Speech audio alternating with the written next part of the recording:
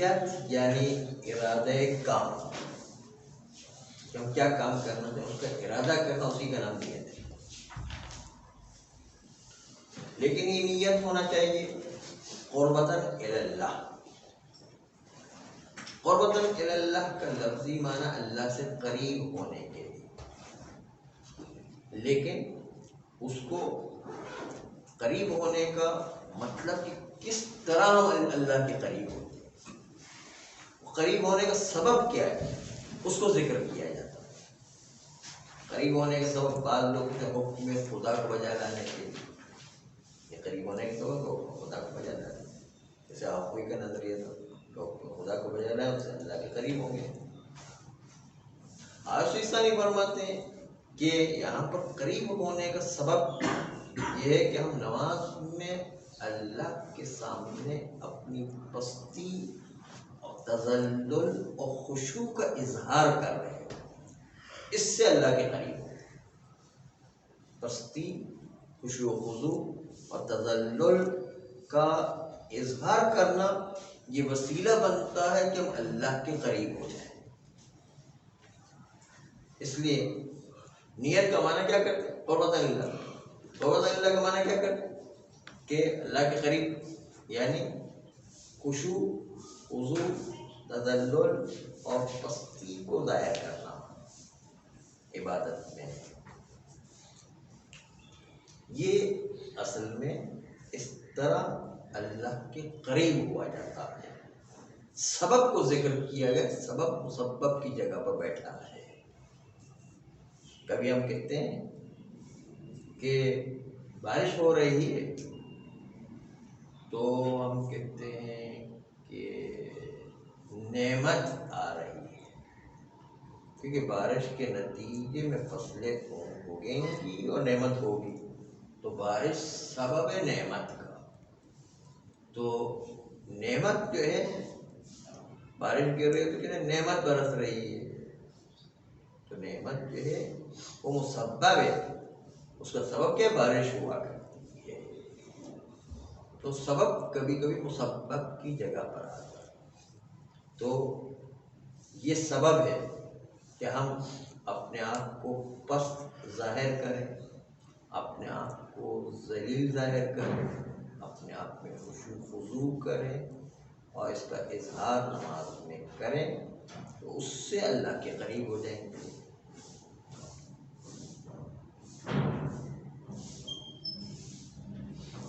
لیکن آسان چیز یہ ہے کہ انسان کا ارادہ ہو نماز پڑھنے کا، ارادہ ہو وضو کرنے کا، یہ ارادہ کام کا نام نیت ہے۔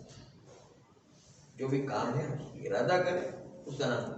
آپ جا کر یہاں سے وضو کے لیے وہاں بیسن پہ جا کے کھڑے ہو گئے تو وہاں پر جا کے الگ سے نیت کرنے کی ضرورت نہیں۔ آپ جو گئے ہیں یہ اس کا ارادہ وضو ہے، یہی آپ کی نیت ہے، الگ سے کوئی نیت کرنے کی ضرورت نہیں ہے۔ ارادہ وضو، اس کی وجہ سے تو آپ وہاں گئے بیسن کے پاس، مصلی پر جا کے کھڑے ہوئے تو ارادہ نماز ہے، یہی نیت ہے۔ الگ سے کوئی نیت کر کے زبان سے گزارنے کی بھی ضرورت نہیں، دل میں گزارنے کی بھی ضرورت نہیں۔ یہ ارادہ جو کام ہے یہی کافی ہے، نیت الگ سے نیت کرنے کی کوئی ضرورت نہیں۔ ہاں البتہ نیت کا غفلت نہیں ہونا چاہیے کہ آپ سے پوچھے کہ آپ کیا کر رہے ہیں تو آپ کو پتہ ہی نہیں چلے کہ ہم کیا کر رہے ہیں، ہم سر گزارتے رہے کہ ہم کیا جواب دیں۔ یعنی جواب دینے میں حیران ہو جائے، اس کو کیا جواب دے، پتہ نہیں میں کیا کر رہا تھا۔ تو یہ ایسا غافل نہیں ہو جانا ہے۔ وہ ایک صاحب تھے کہ ان سے پوچھتے تھے کہ بھائی آپ نے جو ہے نماز پڑھی، کہاں پڑھی آپ؟ کہا کس طرح پڑھی؟ کہا کہ جو ہے نماز جماعت جب شروع ہوئی تو میں نے اپنے کاروبار میں جو حساب کتاب تھا وہ سارا نماز میں لگانا شروع کیا، اور جب نماز ختم ہوئی تو میرا حساب کتاب بھی ختم ہو گیا۔ سارا دھیان اس کا سارا کاروبار کی طرف تھا۔ تو یہی بات ہے، وہ نیت اس کی کاروبار میں ہے ساری، اس کی نیت جو ہے وہ نماز کی طرف ہے ہی نہیں۔ سارا کاروبار میں سارا حساب کتاب، نماز میں آ کے سارا اپنا حساب کتاب لگا دیتے ہیں کہ نماز شروع ہوئی اور حساب کتاب شروع ہوا، نماز ختم ہوئی اور اس کا حساب کتاب ختم ہوا. تو یہ کوئی نماز ہو گئی؟ ایسا نہیں ہوتا. اس لیے کہ نیت کی دو قسمیں، نیت ابتدائی اور نیت استمراری، یہ دونوں نیتیں ضروری ہیں. نیت ابتدائی جو اللہ اکبر کہہ کر ہم نیت کرتے ہیں، نیت استمراری نماز کے اندر مسلسل نیت چلتی رہنا چاہیے کہ آپ کو کوئی اچانک سے پوچھ لے کہ کیا کر رہے ہیں تو آپ کو پتا ہونا چاہیے کہ میں نماز پڑھ رہا ہوں. اس کو کہتے ہیں نیت استمراری، یعنی غفلت نہ ہو جائے، کسی اور کام کی طرف توجہ نہ چلی جائے کہ اصل بھول جائے کہ میں کیا کر رہا ہوں. یہ کہلاتی ہے نیت استمراری. نیت استمراری جو ہے وہ بھی ضروری ہے. نیت ابتدائی بھی ضروری ہے اللہ اکبر کہتے ہو، اور نیت استمراری کے مسلسل آپ کا دھیان رہے کہ میں نماز پڑھ رہا ہوں. اگر نماز کے اندر جیسے کوئی آپ نماز پڑھتے پڑھتے کچھ ذہن میں آ گیا مثال کے طور پر، تو اس سے بھی نماز ٹوٹ جائے گی؟ نہیں، اس سے نماز نہیں ٹوٹے گی. نماز میں بہت سارے خیالات آتے رہتے ہیں، اور نماز میں جو خیالات آنے کے بعد آپ کی توجہ ہے نماز کی طرف تو بس ٹھیک ہے. اس سے کوئی خیالات آنے سے نماز نہیں ٹوٹتی. توجہ ہی ختم ہو جائے کہ میں وہی جو ہے ایک صاحب سے پوچھا کہ بھائی جو ہے وہ کہنے لگے کوئی فلاں کنگھی لے کر آنا، حالانکہ جو ہے اس کا سر جو ہے گنجا ہے، گنجے کی کیا کنگھی کر رہے ہیں. تو یہ بات ہے کہ وہ اس میں نیت میں انسان غفلت میں نہ پڑ جائے کہ میں کیا کر رہا ہوں، یا کسی اور چیز کی طرف اس طرح توجہ ڈائیورٹ ہو جائے کہ اس کو پتہ ہی نہ ہو کہ میں کیا کر رہا ہوں. ڈائیورٹ بھی نہیں ہونا اور جو ہے وہ غفلت بھی نہیں ہونا، دونوں چیزیں نہیں ہونا چاہیے، بلکہ انسان کی توجہ رہے کہ میں کیا کر رہا ہوں. اس کے درمیان بہت سارے خیالات آتے رہتے ہیں. گلپیگانی سے ایک مسئلہ پوچھا گیا کہ مسئلہ بھی اچھا تو نہیں ہے لیکن بہرحال سن لیں، اچھی بات ہے، مسئلہ شادی ہے. وہ کسی نے گلپیگانی سے سوال کیا کہ ہمارے ذہن میں معصومین علیہ السلام کے بارے میں غلط خیالات آتے رہتے ہیں، تو ہم کیا کریں؟ کسی نے تو آتے کا تو اگر کوئی بات نہیں، اس کو گزر جائیں، کیونکہ ذہن کسی چیز سے خالی نہیں رہتا ہے، کوئی نہ کوئی چیز اس کے اندر آتی رہتی ہے مسلسل. کیونکہ انسان کو فکر کرنے والا فطری طور پر پیدا کیا گیا ہے، کچھ نہ کچھ خیالات تو آتے ہی رہیں گے، اس کو نہیں روک سکتا ہے. لیکن اس خیالات کے اندر اتنی طاقت نہ ہو کہ اپنی توجہ ہٹ جائے کہ آپ کیا کر رہے ہیں، ایسا نہیں ہو جائے. ان خیالات میں اتنی طاقت پیدا نہ ہو جائے کہ آپ کو پتہ ہی نہ ہو کہ آپ کیا کر رہے ہیں. اور کوئی گناہ ثواب تو نہیں، اگر گناہ تو نہیں ہے نا اس خیالات کے جو معصومین وغیرہ. ہاں، البتہ کوئی خیالات آئے تو کوشش کرے کہ ایسے خیالات نہ آئیں، اگر آتے ہیں تو گزر جانے دیں. وہ کہتے ہیں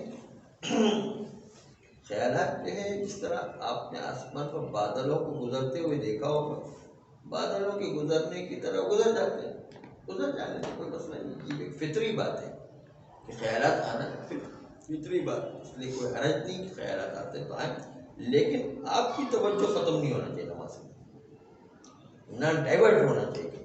ایسے ڈائیورٹ ہوئے گا ہم پتہ ہی نہیں کچھ اور کام کر رہے ہیں مثلا. تو یہ ڈائیورٹ نہیں ہونا چاہیے، توجہ ختم نہیں ہونا چاہیے نماز سے. اگر کوئی نماز اس لیے پڑھ رہا ہے کہ سمجھو اس کے ماں باپ کہہ رہے ہیں اس لیے پڑھ رہا ہے، تو یا لیکن وہ کہہ تو رہا ہے اور پتہ اللہ کہہ رہا ہے، وہ کہتے ہیں قربت الوالدین تو نہیں کہہ رہے ہیں، بس وہ کہہ رہا ہے قربت ہے، پتہ نہیں ہے کہ وہ صرف بس وہی کام وہ اس لیے کر رہا ہے چونکہ ماں باپ کہہ رہے ہیں، یا پھر کچھ وہ تو آپ عالم ہیں اس لیے سیکھ رہے ہیں چیزیں کہ اصل دقیق کیا بات ہے. عوام کو تو اتنا ہی پتہ ہے بس قربت اللہ کہنا ہے، قدر قربت اللہ کے اندر سے معنی کیا نکلتے ہیں وہ تھوڑی ان کو پتہ ہوتا ہے. وہ کوئی بس اتنا توجہ کہ نماز پڑھ رہا بس کافی ہے. اور جیسے شروع کے اندر نماز کے اندر جو خیالات کچھ ایسے آتے ہیں جو واقعات آپ کو سوچنے میں مجبور کر دیتے ہیں کہ آپ اس کے بارے میں سوچو، یعنی اگر آپ کے بارے میں نہیں سوچو گے تو وہی چیزیں آپ کے ذہن میں چلتی رہیں گی. تو اس کے حساب سے کوئی ایسی چیز یا کوئی ایسا جس کی وجہ سے وہ خیالات ختم ہو سکیں. مثال کے طور پہ جب ایک انسان اس فیلڈ کی طرف آتا ہے، میں اپنی آپ بتاؤں تو سب سے پہلے سوال یہ ہوتا ہے اس کا کہ بھائی آپ جس کی عبادت کر رہے ہو، نماز پڑھ رہے ہو، آپ نے دیکھا یا نہیں دیکھا. ابھی طالب علم کو تو پتہ چل جاتا ہے جب وہ اس فیلڈ میں آتا ہے، لیکن اور جو نہیں آ پاتے ان کے لیے یہ مسئلہ آتا ہے. یہ خیالات بھلے آتے ہیں، آتے رہیں لیکن آنے دیں. اس کا جواب جو ہے وہ تو علماء سے جو ہے تلاش کریں، لیکن اس کے ساتھ ساتھ یہ خیالات جو ہے اس کے اوپر ایک دم جم کے نہیں ہو جائیں. کوشش کریں کہ وہ خیالات جو آہستہ سے کر گزر جائیں، اور اس پر بہت زیادہ فکر مند بھی نہیں ہوگی ایسے خیالات کیوں آ رہے ہیں. وہ تو خیالات فطری ہے، آتے رہیں گے، کوئی پرواہ نہیں کرے. تو بات یہ چل رہی ہے کہ انسان کو نیت کرنا ہے نا. نیت یعنی کیا؟ کام کا ارادہ، عبادت کا ارادہ، چاہے وہ وضو کا ارادہ، چاہے روزے کا ارادہ، چاہے نماز کا ارادہ، چاہے حج کا ارادہ، چاہے خمس کا ارادہ، چاہے زکوٰۃ کا. یہ کسی بھی کام کا ارادہ ہے، بس وہی نیت ہے. اب یہاں سے وضو خانے پر پہنچے، اس کا مطلب وضو کا ارادہ ہے. آپ مصلی پر کھڑے ہوئے، اس کا مطلب نماز کا ارادہ ہے. آپ صبح سحری کے لیے اٹھے، یعنی روزے کا ارادہ ہے. مثال کے طور پر یا پہلے سے جو ہے نیت کر لی کہ پورے مہینے روزے رکھوں گا، وہی ارادہ کافی ہے. تو ارادہ، نیت یعنی ارادہ، ارادہ کام، ارادہ عبادت، اس کا نام ہے نیت. اور ارادے میں کیا ارادہ کرتے ہیں؟ کہ ہم ارادہ کرتے ہیں کہ اس عبادت کے ذریعے سے اللہ کے قریب ہونا ہے. اور قریب ہونے کا سبب کیا؟ کہ اللہ کے سامنے خشوع، خضوع اور پستی کا اظہار کریں. یہ تھا اصل نیت کا جذبہ. اب نیت میں تعیین کرنا ضروری ہے. اگر دو ایک جیسی نمازیں ہوں، مثلا ظہر عصر کی نماز پڑھنا ہے تو تعیین کریں گے ظہر کی پڑھ رہے ہیں یا عصر کی کر رہے ہیں. اگر وہ کہے خالی نماز پڑھتا ہوں 4 رکعت قربت اللہ اکبر، تو 4 رکعت ظہر بھی ہے، 4 رکعت عصر بھی، کون سی نماز پڑھ رہے ہیں؟ ہاں البتہ یہ بھی تعیین کر لیں کہ پہلی والی ظہر والی پڑھ رہا ہوں وہ بھی کافی، پہلی کے نیت سے پڑھیں تو وہ بھی کافی، کیونکہ ترتیب میں پتہ ہے پہلی وہ ہے. ضروری ہے ظہر ہی ہے، پہلی والی نماز پڑھ رہا ہوں وہ بھی نیت پہ رکھے تو بھی کافی. مؤثر کی جو نیت تھی نماز کے اندر ہو سکتی ہے داخل ہونے کے بعد، نماز اللہ اکبر کہنے کے بعد، پھر میں نیت کروں پہلے اللہ اکبر کہتے وقت ہی نیت ہونا چاہیے کون سی نماز پڑھ رہا ہے، بعد میں نہیں کرنا ہے، پہلے ہی کہ کون سی والی نماز پڑھ رہا ہے. کیونکہ ظہر اثر دونوں 4 رکعت تھی، ابھی 4 رکعت کی نیت کر لینا کافی نہیں ہے. 4 رکعت تو دونوں ہیں، ظہر بھی اثر ہے. یا وہ کہ پہلی والی ظہر یا جو ہے ایک دوسری والی پڑھ رہا ہوں، پہلی والی پڑھ رہا ہوں، اس سے بھی جو معین ہو جاتی ہے. یا کہ ظہر والی نماز میں ظہر کا نام لینا ضروری نہیں، بس پہلی والی پڑھ رہا ہوں یا ظہر والی پڑھ رہا ہوں، یہ دماغ میں ہوگا کافی ہے. کرینہ بھی تو موجود ہے نا. ہاں کرینہ جو ہے وہ نیت کی طرف اشارہ کرتا ہے، ارادے کی طرف. وضو میں دونوں نیت کر سکتے ہیں سر، مطلب نماز ظہرین کے لیے وضو کرنا پڑتا ہے، یہ کیسے؟ ہاں وضو بس عبادت کے لیے مطلق کر سکتا ہے، کوئی حرج نہیں، کوئی بھی عبادت کی جائے. بلکہ آج کل کے مراحل میں مستحب وضو سے بھی واجب عبادتیں انجام دینے کی اجازت دی ہوئی ہے. اور سر اگر کوئی مطلب ارادہ تو ظہر کی نماز کا ہے، وہ زبان سے اثر کہہ رہا ہے تو دل کا ارادہ زیادہ معتبر ہے، زبان کی بات معتبر نہیں. ہم نے ایک دفعہ مثال بھی پیش کی تھی آپ کے سامنے کہ آدمی جو ہے کوئی مہمان آیا، وہ مہمان آیا تو اس سے کہتے ہیں کہ بھائی چائے لے کر آؤ، چائے لے کر آؤ، پیچھے سے ہاتھ ہلاتے نہیں لانا، تو ارادہ کچھ ہے کہ نہیں لانا ہے، لے کے تو زبان آنا چائے لے کر دکھا دیا چائے رہے، لیکن وہ ارادہ ہے چائے لے کر آنا ہے. تو یہ جو ہے نا ارادہ جو ہوتا ہے وہ معتبر ہوتا ہے.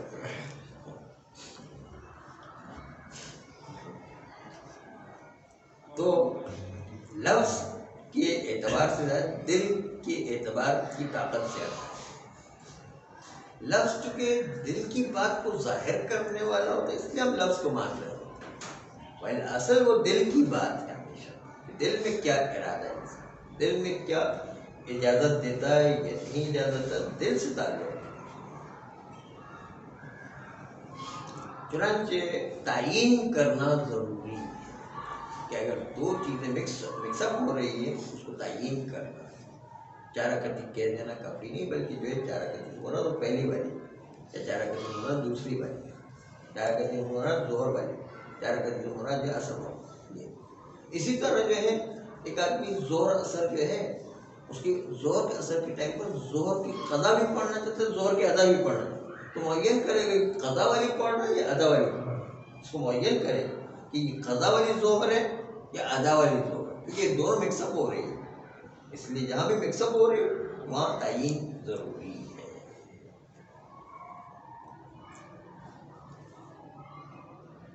تیسری بات یہ ہے کہ نیت استمراری شروع سے لے کر تکبیرۃ الاحرام سے لے کر آپ سلام پڑھتے ہیں السلام علیکم ورحمۃ اللہ وبرکاتہ، اس وقت مسلسل نماز کی نیت جاری رہنا چاہیے۔ وہ نیت لاشعوری اندر کی بہت زیادہ وہ ظاہر نہیں۔ تکبیرۃ الاحرام میں نیت تو بالکل واضح ہے کہ ہم نیت کرتے ہیں کہ جو ہے نماز ظہر پڑھ رہے فوراً، لیکن وہ نیت استمراری چھپی ہوئی ہوگی، یعنی آپ کو اندر سے توجہ ہونا چاہیے، لاشعوری کو توجہ ہونا چاہیے کیا کر رہے ہیں، تاکہ آپ کو کوئی پوچھے کہ آپ کیا کریں تو جواب دے سکیں۔ تقدیر میں اگر کوئی پوچھتا ہے، فرض کریں اگر پوچھتا ہے تو آپ جواب دے سکیں کہ ہم یہ کام انجام دے رہے ہیں، اتنی توجہ تو کافی ہے۔ تکبیرۃ الاحرام سے لے کر سلام پوری نماز کے اندر یہ توجہ مسلسل رہنا چاہیے۔ یہ نیت استمراری کا معیار کیا ہے؟ نیت استمراری ہے اندرونی معیار جو بتایا، جو کوئی اور سیسانی نے یہی ہے کہ آپ کیا کر رہے ہیں، تو آپ حیران نہیں ہو جائے کہ میں کیا جواب دوں، بلکہ جو ہے آپ فوراً جواب دے سکتے کہ میں نماز پڑھ رہا ہوں، بس یہ معیار۔ اور نماز کے دوران کچھ لحظے کے لیے اس کا نیت مطلب بالکل ہی وہ کہیں اور چلے جائے، اس کے بعد دوبارہ واپس لہذے آ کے جائے۔ لیے ادھر ادھر ہو جائے کوئی بات نہیں، وہ فکر آتی رہے، لہذے کے لیے ادھر ادھر ہونا پڑے، مسلسل جو ہے وہ آپ اس طرح کا کہ توجہ ہی نہیں، آپ کیا کام کر رہے ہیں، تو پھر ذرا مسئلہ توجہ خیالات آنے سے ادھر ادھر ہوتی ہے تھوڑی سی، لیکن توجہ اتنی کم نہ ہو جائے کہ وہ خیالات آپ پر غالب آ جائیں، یا ڈائیورٹ ہونا آپ پر غالب آ جائے، یا غفلت آپ پر غالب آ جائے۔ تو نیت ابتدائی جو تکبیرۃ الاحرام جو کرتے ہیں، اور نیت استمراری جو پوری نماز میں لاشعوری طور پر مسلسل چلتی رہتی ہے کہ آپ کی توجہ رہے کہ آپ نماز پڑھ رہے ہیں، کوئی آپ سے پوچھے کہ آپ کیا کر رہے ہیں تو بتا سکے کہ میں نماز پڑھ رہا ہوں، اتنی آپ کی توجہ ہونی چاہیے۔ کیونکہ بعض اوقات بعض لوگ جو ہے وہ نماز پڑھ رہے ہوتے ہیں، لیکن چونکہ وہ دنیاوی امور میں اتنے الجھے ہوتے ہیں کہ وہ اس کو توجہ ہی نہیں رہتی کہ وہ کیا کر رہے ہیں، وہ اس وقت بھی ساری چیزیں وہ آفس کی چیزیں سوچتے رہتے ہیں اور اس کی توجہ نہیں ہے، وہ جو ہے وہ نماز کے لیے خطرہ ہے۔ اتنی توجہ کا مسئلہ ہونا چاہیے کہ انسان کو پتا ہو کہ میں کیا کر رہا ہوں۔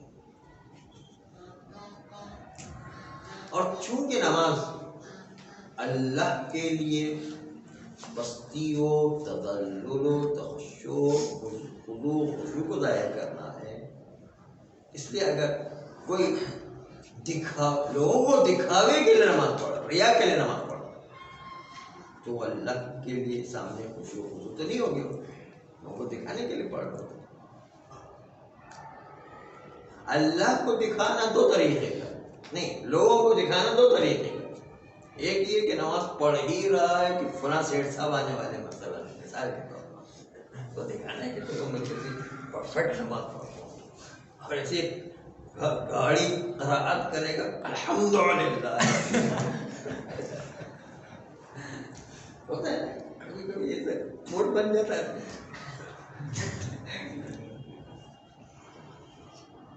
ایک تو یہ ہے کہ خالصتاً سیٹ صاحب کو دکھانے کے لیے، یا عثمانہ صاحب کو دکھانے کے لیے، سسر صاحب کو دکھانے کے لیے آئندہ،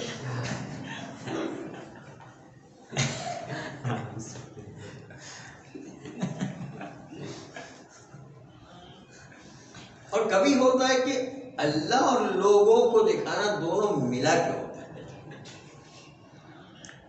اللہ کے لیے بھی نماز پڑھ رہا ہوں لیکن فلاں صاحب بھی دیکھ لیں تو کتنا مزے کی بات ہے،